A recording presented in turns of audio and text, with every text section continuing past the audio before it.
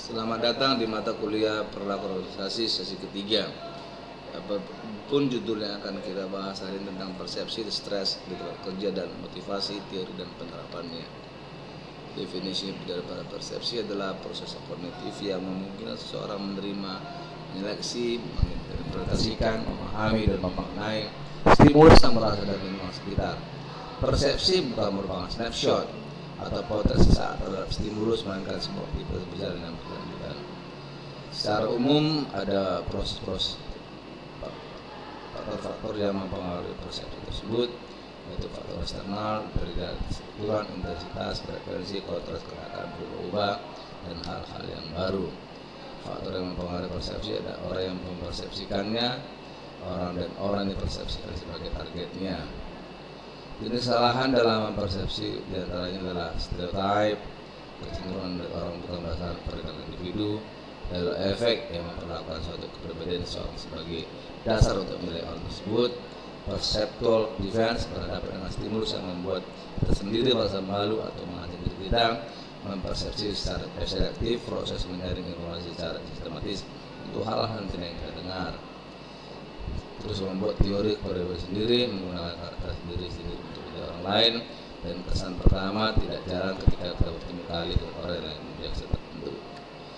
Yang manajemen impresi akan melibatkan dua komponen utama, yaitu motivasi melandasi seorang melakukan impresi dan konstruksi impresi.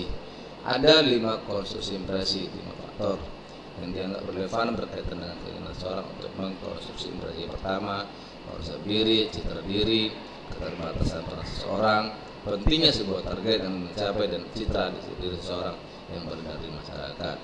Strategi manajemen impresi adalah strategi preventif, penjelasan apologi dan tidak mengaitkan diri, dan strategi promosi diri yaitu memperoleh kesempatan, strategi meningkatkan penelusuran kendala dan mengaitkan diri. Stres tempat kerja pengertiannya adalah respon adaptif yang dimediasi oleh perbedaan individu dan atau proses psikologis sebagai akibat dari tindakan situasi atau kejadian eksternal yang memberi tekanan berlebihan baik secara psikologis maupun fisik terhadap seseorang. Stres bermula dari tekanan lingkungan eksternal yang berlebihan terhadap diri seseorang. Meski secara normatif stresor menjadi penyebab stres, bukan berarti setiap orang akan mengalami stres manakala berhadapan dengan tekanan lingkungan sama. Perbedaan respon tersebut lebih disebabkan karena perbedaan latar belakang masing-masing individu.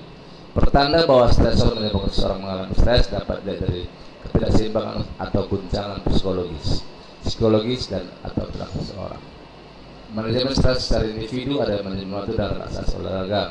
Manajemen stres secara organisasional membangun budaya yang kondusif, membangun quality of work life, mengurangi konflik dan membuat perencanaan karir dan memberi konseling. Teori motivasi itu sebuah proses psikologis yang menyebabkan tergeraknya, terarahnya dan terpelihara secara terus-menerus tindakan-tindakan sukarela yang berorientasi pada satu tujuan tertentu. Sebuah proses yang dimulai dari tidak terpenuhinya kebutuhan psikologis atau psikologis yang memicu perilaku atau dorongan untuk menanggapi tujuan atau memperoleh inisiatif. Pengertian motivasi yaitu perilaku yang memenuhi karakteristik tertentu yang dianggap berorientasi tujuan. Karakter tersebut adalah intensitas tindakan, alat tidak perilaku dan persistensi atau keajekan perilaku. Teori motivasi ada 3, teori kebutuhan, teori proses, dan teori pembelajaran. Motivasi kerja, evaluasi dan penghargaan kinerja, hubungan antara motivasi, perilaku dan kinerja. Latar belakang individu, ada motivasi, lingkungan kerja yang mempengaruhi perilaku dan perilaku mempengaruhi daripada kinerja tersebut. Evaluasi kinerja, wujud dari teori motivasi, strategi dalam program pendidikan kerja.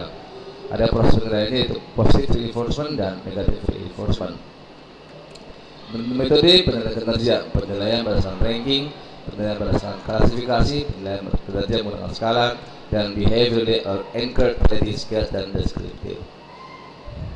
Sistem penghargaan itu benefit, memberi fasilitas atau tambahan gaji, stock option, kesempatan untuk membeli saham milik perusahaan dengan harga yang lebih rendah, dan employee ownership memberi kesempatan karyawan untuk membeli saham perusahaan dengan harga lebih murah dari harga pasar. Insentif adalah pemberian penghargaan berbasis kinerja hanya diberikan dengan cara insentif berupa uang, insentif yang bersifat non moneter.